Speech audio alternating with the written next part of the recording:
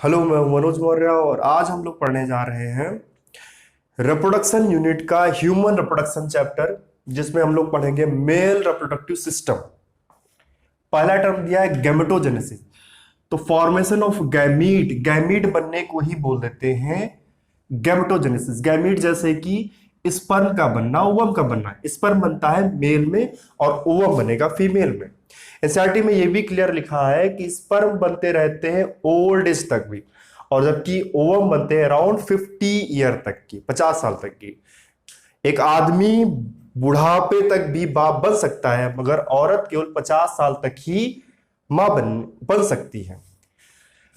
Insemination की बात करें, इंसेमिनेशन जो अब स्पर्म बना मेल में, ओवम बना फीमेल में, फ्यूजन होना है, दोनों को मिलना है, तभी एक नया स्ट्रक्चर बनेगा। तो उसके लिए ट्रांसफर ऑफ स्पर्म, स्पर्म का ट्रांसफर होना फीमेल के जेनिटल ट्रैक में, इसको बोलते हैं इंसेमिनेशन। क्लियर है? फर्टिलाइजेशन जो ट्रांसफर हो गया, अब फ्यूजन होगा दोनों के बीच में।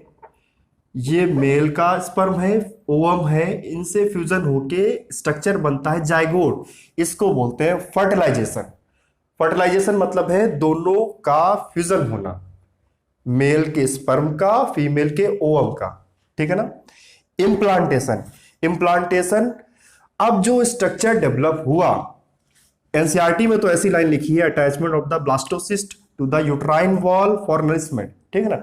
ब्लास्टोसिस्ट उसके आगे का स्टेज है। ऐसा समझो कि जो फ्यूजन के बाद एक जायगोट या इम्ब्रो जो भी स्ट्रक्चर डेवलप हो रहा है, उसका इस यूट्राइन वॉल में कहीं भी इम्प्लांट हो जाना। जैसे बीज को बो देते हैं जमीन में, उसी तरीके से इम्प्लांट हो जाता है, वहीं से ग्रो करेगा, वहीं से सारी नरिशमेंट उसको मिलेगी। जेस्टेशन, जेस्टेशन है एम्ब्रियोनिक डेवलपमेंट। जो पूरा डेवलपमेंट हो रहा है एम्ब्रियोनिक का, इसी प्रोसेस को बोलते हैं जेस्टेशन। और parturition, delivery of the baby, baby का जो जन्म हुआ उसी को बोल देते हैं पार्चुरेशन। तो ये टर्म समझने जरूरी थे और आपको समझ में आ गए होंगे आई थिंक। एनसीईआरटी में अगली लाइन गिवन है, humans are sexually reproducing and viviparous. ये टर्म क्लियर होने जरूरी है। सेक्सुअली रिप्रोड्यूसिंग का मतलब है कि फर्टिलाइजेशन के बाद ही गैमीट बन रहा हो। अगर बिना फर्टिलाइजेशन के गैमीट बन रहा है तो वो असेक्सुअल हो जाएगा। फर्टिलाइजेशन अभी पिछले में पढ़ा था कि मेल के स्पर्म और फीमेल के ओवम का फर्टिलाइजेशन होकर जो गैमीट बना है, तभी वो सेक्सुअली रिप्रोड्यूसिंग होगा, वरना वो असेक्सुअल हो जाएगा। जैसे पार्थोजेनेसिस में होता था, असेक्सुअल गैमीट तो बन रहा था मगर वहां पर कोई भी फर्टिलाइजेशन नहीं हो रहा था। विविपेरस और दूसरा टर्म होता है ओविपेरस, यहां पर नहीं है। ह्यूमंस होते हैं विविपेरस, ओविपेरस इससे रिलेटेड है, बता रहे हैं ओविपेरस। विविपेरस आप देसी भाषा में ये समझे कि जो डिलीवर कर दे बेबी को, जो डायरेक्ट बच्चे को जन्म दे, वो होते हैं विविपेरस। और ओविपेरस होते हैं जो डिलीवर करते हैं एग, जो अंडे को जन्म देते हैं, वो ओविपेरस। और जो बेबी को डायरेक्ट जन्म दे दे वो है विविपेरस। तो ये टर्म क्लियर हो गए। अगला है सेक्स ऑर्गन की बात करें। लोगों को लगता होगा कि पेनिस मुख्य भाग है रिप्रोडक्टिव पार्ट का, मगर ऐसा नहीं है। प्राइमरी सेक्स ऑर्गन है टेस्टिस। पहले मेल की बात कर ले। मेल में टेस्टिस प्राइमरी मतलब मुख्य भाग है। पेनिस तो सेकेंडरी सेक्स ऑर्गन है, मतलब वो तो केवल काम करता है स्पर्म का फीमेल जेनिटल ट्रैक में ट्रांसफर होने का और यूरिन पासेज में। बाकी टेस्टिस के अंदर कोई भी नाम आ जाए वो सेकेंडरी सेक्स ऑर्गन है। प्राइमरी सेक्स ऑर्गन है टेस्टिस। फीमेल में भी सेम होता है इसी तरीके से।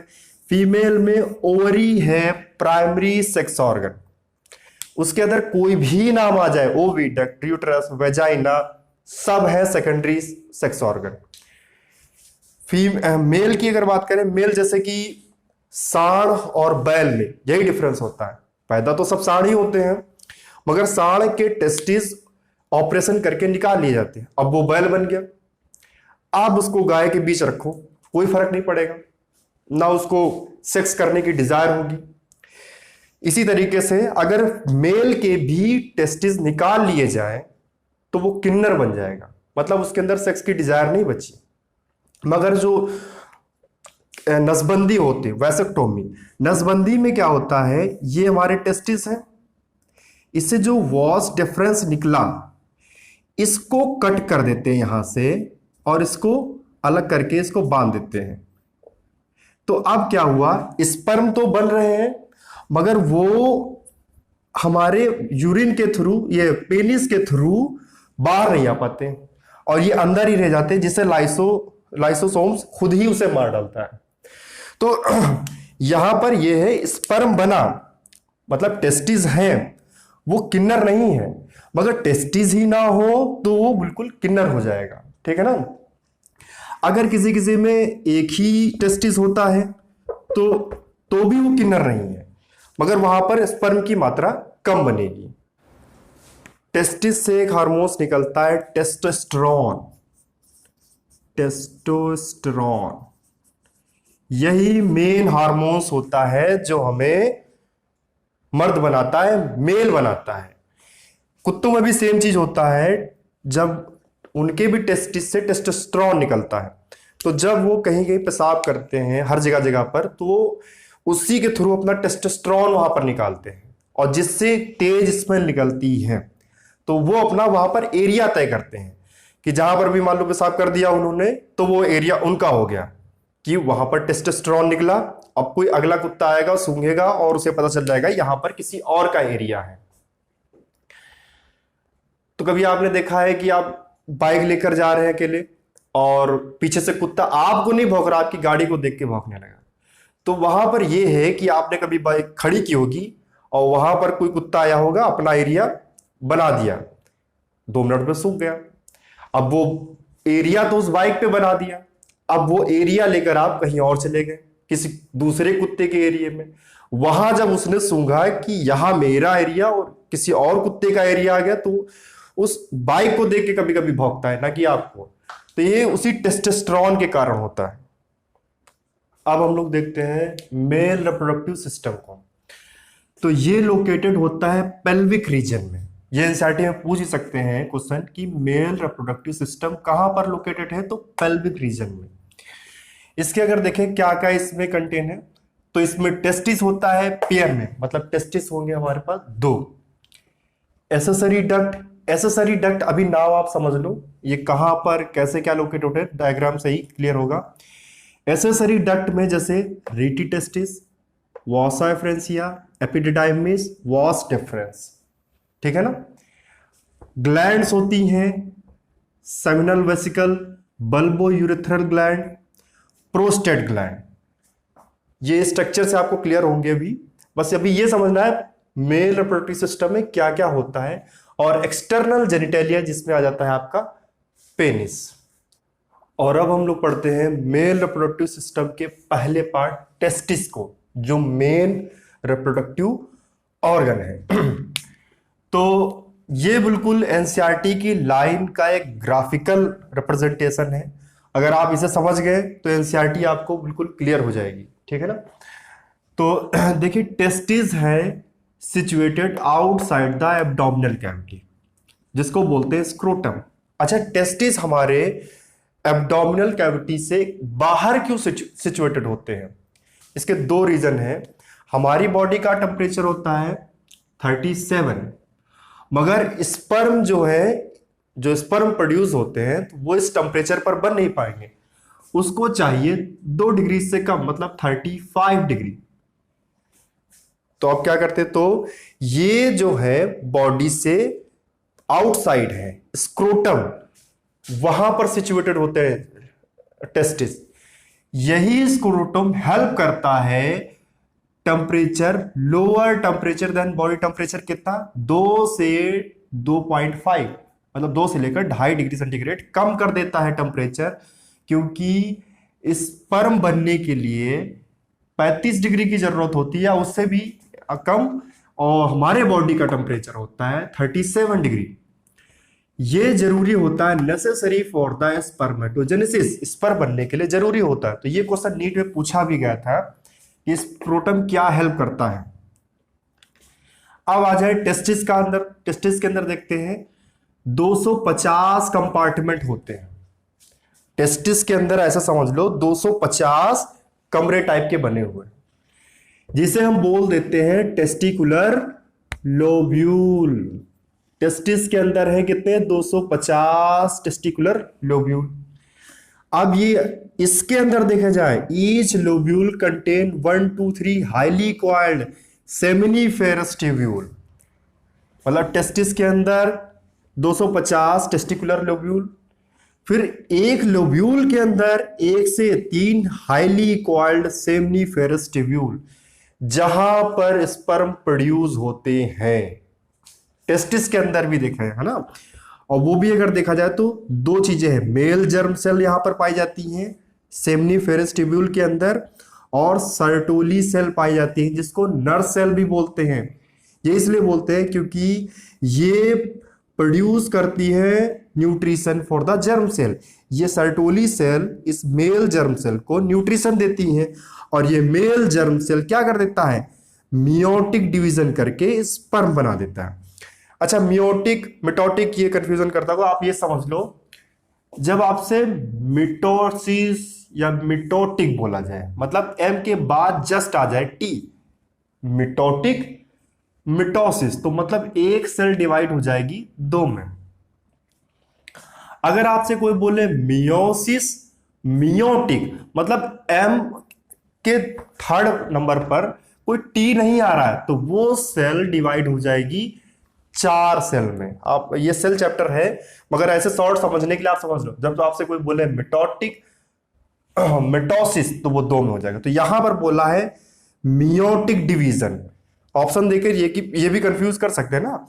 मियोटिक डिवीजन मतलब मेल जर्म सेल से कितनी स्पर्म की सेल बनेंगी, 4 सेल बनेंगी। ठीक, अब हम देखेंगे सेमिनिफेरस ट्यूब्यूल के आउटसाइड रीजन को। तो पहले आप देखिए टेस्टिस था, टेस्टिस के अंदर प्रेजेंट थे टेस्टिकुलर लोब्यूल, 250 टेस्टिकुलर लोब्यूल, और एक लोब्यूल के अंदर 1 से 3 थे सेमिनिफेरस ट्यूब्यूल। मगर उस सेमिनिफेरस ट्यूब्यूल के बाहर का हिस्सा देखें, जैसे टेस्टिकुलर लोब्यूल है, इसके अंदर 1 से 3 है टेस्टिकुलर सेमिनिफेरस ट्यूब्यूल। इसके जो बाहर का हिस्सा आप देख रहे हैं, इसको बोल देंगे इंटरस्टिशियल स्पेस। एनसीईआरटी में ऐसी लाइन लिखी, outside region of the seminiferous tubule is called interstitial space. अब ये स्पेस क्या कंटेन करता है, boss small blood vessel and Leydig cells यहां पर प्रेजेंट होती हैं, लेडिक सेल्स, जिसको बोलते हैं इंटरस्टिशियल सेल भी बोल देते हैं। ये सिंथेसिस एंड सीक्रेट करती हैं टेस्टिकुलर हार्मोन, जिसका नाम है एंड्रोजन। एंड्रोजन बहुत सारे हार्मोन्स है, यहां पर हम केवल एक एंड्रोजन हार्मोन्स के बारे में पढ़ेंगे, टेस्टोस्टेरोन। टेस्टोस्टेरोन वो हार्मोन्स है, और प्रोड्यूस कौन से हार्मोन्स होते हैं, एंड्रोजन हार्मोन्स प्रोड्यूस होते हैं। अब हम लोग पढ़ेंगे मेल सेक्स एक्सेसरी, मतलब सेकेंडरी सेक्स ऑर्गन। प्राइमरी हो गया टेस्टिस, सेकेंडरी सेक्स ऑर्गन है कि टेस्टिस से अब जो स्पर्म निकल के कहां जाएगा। तो अगर ये एनसीईआरटी में ऐसे नीट में ऐसे ही पूछ लेते हैं कि स्पर्म का पाथवे बताओ, तो आप यही समझ लीजिए किसी का पाथवे है कि टेस्टिस से जो है स्पर्म निकलेगा, अब वो जाएगा रीटी टेस्टिस में, मगर ये इनसाइड द टेस्टिस, ये टेस्टिस के अंदर का ही स्ट्रक्चर है। टेस्टिस से निकला सेमिनिफेरस ट्यूब्यूल होता है, उसके बाद आ जाएगा रीटी टेस्टिस में, ये इनसाइड द टेस्टिस है। यहां पर इसके बाद आ जाएगा वासा एफ्रेंसिया में, ये लीव द टेस्टिस, यहां पर टेस्टिस को लीव कर देता है, छोड़ देता है वो। अब इसके बाद आ जाता है एपिडिडाइमिस, आउटसाइड द टेस्टिस, ये बाहर का है एपिडिडाइमिस, और ये लोकेटेड होता है posterior surface of the testis. ये इस तरीके से टेस्टिस के ऊपर लोकेटेड होता है, जिसको बोलते हैं एपिडिडाइमिस। इसके बाद स्पर्म जाएगा वॉस डिफरेंस में, वॉस डिफरेंस जो कि ऊपर जाके ये इस तरीके से इससे निकल जाएगा स्ट्रक्चर में, was difference. lead to ascend and the abdomen and loops over the urinary bladder। ये ऊपर जाके यूरिनरी ब्लैडर से मिलता है, जहां पर इसको रिसीव होता है a duct from the seminal vesicle से। सेमिनल वेसिकल से एक डक्ट इसको रिसीव होगा और इसके इजैकुलेटरी डक्ट बोलते हैं, और ये फाइनली जाता है यूरेथ्रा में। यूरेथ्रा जो कि ओरिजिनेट होता है from the urinary bladder and ये एक्सटेंड होता है from through the penis it's external opening, जिसको बोलते हैं यूरेथ्रल मीटस। यूरेथ्रा की बात करें, ये कॉमन पाथवे होता है यूरिन और सीमेन का। मतलब यूरेथ्रा जो है सीमेन का भी पाथवे, सीमेन को भी पास आउट करेगा और यूरिन को भी पास आउट करेगा। और ओरिजिनेट कहां से होता है? यूरिनरी ब्लैडर से। आप डायग्राम से समझिए, ये टेस्टिस है, यहां से निकलता है आपका वॉस डिफरेंस, इस तरीके से निकला, और यहां पर ये पेनिस है, और ये आपकी किडनी है, यहां से आपका यूरिनरी ब्लैडर है, और यहां से यूरिन का आया, तो ये यहां पर मिलता है। Receive duct from the seminal vesicle, यहां से सेमिनल वेसिकल एक ग्लैंड है, अभी ग्लैंड के बारे में पढ़ेंगे तो वो भी क्लियर हो जाएगा। और ये जाके आगे मिल जाता है यूरेथ्रा में। तो यूरिन के भी और स्पर्म के दोनों को ही पास आउट करता है यूरेथ्रा, तो इसको बोल देते हैं common pathway of urine and semen. यहां पर क्वेश्चन ये पूछा जाता है कि वॉसा एफरेंसिया अगर कट कर दी जाए तो यहां पर स्पर्म कहां से कहां नहीं पहुंच पाएगा। तो वहां पर ऑप्शन दिए होंगे तो कंफ्यूज करते हैं। तो रीटी टेस्टिस से कहां नहीं पहुंच पाएगा? एपिडिडाइमिस में। और क्वेश्चन ये भी पूछा जाता है कि अगर वॉस डिफरेंस को अगर कट कर दे तो क्या होगा? तो सीमेन आएगा, मतलब सीमेन तो निकलेगा मगर विदाउट स्पर्म, स्पर्म नहीं होंगे उसमें। अब हम लोग पढ़ेंगे मेल एसेसरी ग्लैंड के बारे में। ग्लैंड हमारे में रिप्रोडक्टिव पार्ट में ओनली तीन ही टाइप की प्रेजेंट होती, seminal vesicle, prostate and bulbourethral gland. इसमें नंबर वाइज देखा जाए सेमिनल वेसिकल दो होती हैं, पेयर वाइज होती हैं। प्रोस्टेट ओनली एक ऐसा है जो ओनली वन प्रेजेंट होता है, एक ही होता है वो, क्योंकि प्रेजेंट अराउंड द यूरेथ्रा, वो चारों ओर उसको घेरे हुआ था, इसीलिए स्ट्रक्चर में वो दो लग रहे हैं मगर एक्चुअली वो एक ही है। बल्बोयूरेथ्रल ग्लैंड ये भी पेयर में प्रेजेंट होती है। यहां पर देखने सेमिनल वेसिकल फ्रक्टोज, इससे प्रोड्यूस होता है कैल्शियम और सर्टेन एंजाइम। फ्रक्टोज की बात करें, फ्रक्टोज ओनली ये प्रेजेंट होता हमारे सेमिनल फ्लूइड में, ये बॉडी में कहीं और प्रेजेंट ही नहीं होता। इसीलिए ये provide proof for the forensic test in the rape case. जब रेप केस होता है तो वहां पर फोरेंसिक टेस्ट में यही चीज देखते हैं कि अगर वहां पर फ्रक्टोज उसकी वेजाइना में प्रेजेंट है या अंदर प्रेजेंट है तो मतलब इंटरकोर्स हुआ है, रेप हुआ है। कैल्शियम प्रोड्यूस करता है और सर्टेन एंजाइम। प्रोस्टेट की बात कर दें तो ये न्यूट्रलाइज कर देता है वेजिना की एसिडिटी को, जहां क्योंकि एसिडिक मीडियम होगा वहां पर स्पर्म जितना नहीं रह पाएंगे, तो न्यूट्रलाइज कर देता है और इसीलिए उसको स्टिमुलेट भी करता है स्पर्म की एक्टिविटी को। प्रोस्टेट का काम है। बल्बोयूरेथ्रल ग्लैंड जो है हेल्प करता है लुब्रिकेशन में। मेल रिप्रोडक्टिव सिस्टम को डायग्राम में देखेंगे, ये एनसीईआरटी का डायग्राम है, बिल्कुल आपको नेमिंग सेम ऐसी आनी चाहिए क्योंकि इससे भी क्वेश्चन पूछ लेते हैं। जैसे कि यहाँ पर ये फोर स्किन दिया हुआ है और ये ग्लैंड पेनिस है और ये यूरेथ्रा है और ये पेनिस है। ये प्रोस्टेट ग्लैंड है जो संख्या में मतलब एक ही होती है मगर चारों ओर घिरी हुई होती है इससे। ये वॉस डिफरेंस है, ये जो पूरा लाइन यहाँ से आया है ये वॉस डिफरेंस है। और ये यूरिनरी ब्लैडर है, ये जो आप देख रहे हैं ये यूरिनरी ब्लैडर है। और ये सेमिनल वेसिकल है, ये भी ग्लैंड है, यहाँ पर प्रेजेंट होती है। ये यूरेटर जो आता है ऊपर से, और ये इजैकुलेटरी डक्ट है, ये रेक्टम है और ये एनस है, और यहाँ पर ये टेस्टिस और स्क्रोटम दे रखा है, और ये ग्लैंड है छोटी सी जिसको बोलते हैं बल्बो यूरेथ्रल ग्लैंड।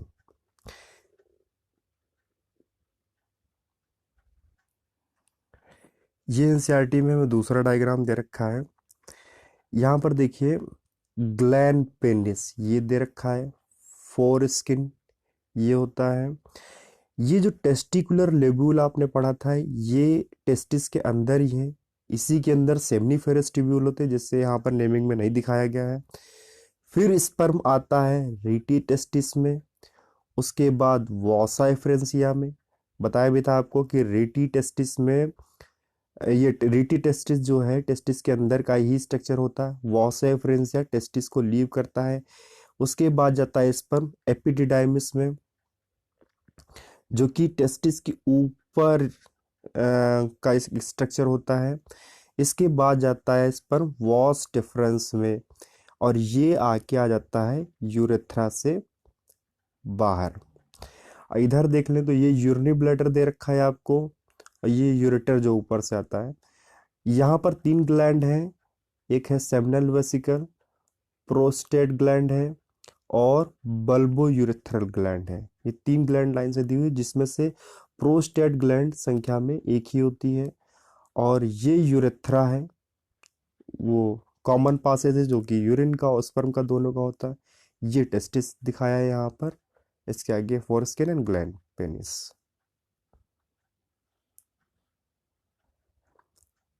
एनसीईआरटी में एक और डायग्राम दे रखा है सेमनीफेरस ट्यूब्यूल का। यहाँ पर देखते हैं इसके अंदर सर्टोली सेल ये प्रेजेंट होती हैं, यहाँ पर स्ट्रक्चर में दिखा रखा है, ये बिल्कुल ऐसे ही आपको नेमिंग याद होनी चाहिए। और इंटरस्टिशियल सेल जिसको बोलते हैं लीडिंग सेल्स ये प्रेजेंट होती हैं, और इसी के बीच में स्पर्मेटोजुआ होता है और स्पर्मेटोगोनिया होता है। अब इसके बाद हमें समझना है इसकी हार्मोनल एक्टिविटी कैसे होती है। तो हाइपोथैलेमस से रिलीज होगा जीएनआरएच गोनेडोट्रोपिन रिलीजिंग हार्मोन्स, ये स्टिमुलेट कर देता है पिट्यूटरी को। पिट्यूटरी ग्लैंड होती है, ये हार्मोन्स के चैप्टर में आप लोगों ने पढ़ा होगा। यहां से 2 हार्मोन्स रिलीज होंगे, FSH follicle stimulating hormones, LH luteinising hormones. LH का दूसरा नाम भी है। अब ये आप ऐसे समझ सकते हो कि ये एफएसएच है, ये बड़ा नाम था, ये छोटा नाम था, तो इसका एक बड़ा नाम भी रख लिया गया, आईसीएसएच इंटरस्टिशियल सेल स्टिमुलेटिंग हार्मोन्स। तो दोनों में से कोई भी नाम आ जाए, कंफ्यूज नहीं होना है। और याद रखने का तरीका आप कुछ भी बना सकते हो कि एफएसएच बड़ा नाम था, एलएच छोटा नाम था, तो एलएच का फिर बड़ा नाम रख दिया गया आईसीएसएच। ये हार्मोन्स अब लीडिंग सेल को ही स्टिमुलेट करेंगे। आप ये याद रख सकते हो कि एल हमेशा एल को ही स्टिमुलेट कर रहा है, तो एलएच हार्मोन्स किसको स्टिमुलेट करेगा? लीडिंग सेल को, और लीडिंग सेल से क्या निकलेगा? टेस्टोस्टेरोन। और एफएसएच हार्मोन्स जो है फॉलिकल स्टिमुलेटिंग हार्मोन्स, ये सर्टोली सेल को स्टिमुलेट करेगा, यहां पर निकलेगा एंड्रोजन बाइंडिंग प्रोटीन। देखो यहां से जो हार्मोन्स निकल रहे हैं, जो भी एंड्रोजन हार्मोन्स निकल रहे हैं, वो ज्यादातर क्या होते हैं? ब्लड में चले जाते हैं। तो ये एंड्रोजन बाइंडिंग प्रोटीन निकालती हैं सर्टोली सेल, ताकि वो एंड्रोजन को टेस्टिस में ही रोक सके।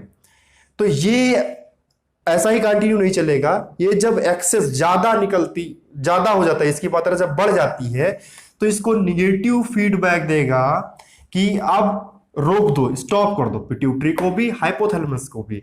और जब एंड्रोजन बाइंडिंग प्रोटीन ये जब ज्यादा बन जाएंगे, तो यहां से एक इनहिबिन रिलीज होगा हार्मोन्स, जो इसको निगेटिव फीडबैक देगा पिट्यूटरी को, हाइपोथैलेमस को, कि यहां पर एंड्रोजन बाइंडिंग प्रोटीन बहुत हो गए हैं, स्टॉप कर दो। तो इस तरीके से प्रोसेस स्टॉप हो जाएगा। मेल रिप्रोडक्टिव सिस्टम में जितने भी क्वेश्चन पूछे गए नीट के 33 साल में, वो सारे हम लोग सॉल्व करेंगे। तो पहला क्वेश्चन लेते हैं, select the correct sequence for the transport of sperm cell in the male reproductive system में। तो इसका ऑप्शन सी सही है, क्योंकि सेमनीफेरस ट्यूब्यूल से जाएगा रीटी टेस्टिस में, वॉसा एफरेंसिया में, फिर एपिडिडाइमिस में, वॉस डिफरेंस में, फिर इजैकुलेटरी डक्ट में, यूरेथ्रा में, फिर यूरेथ्रल मीटस में।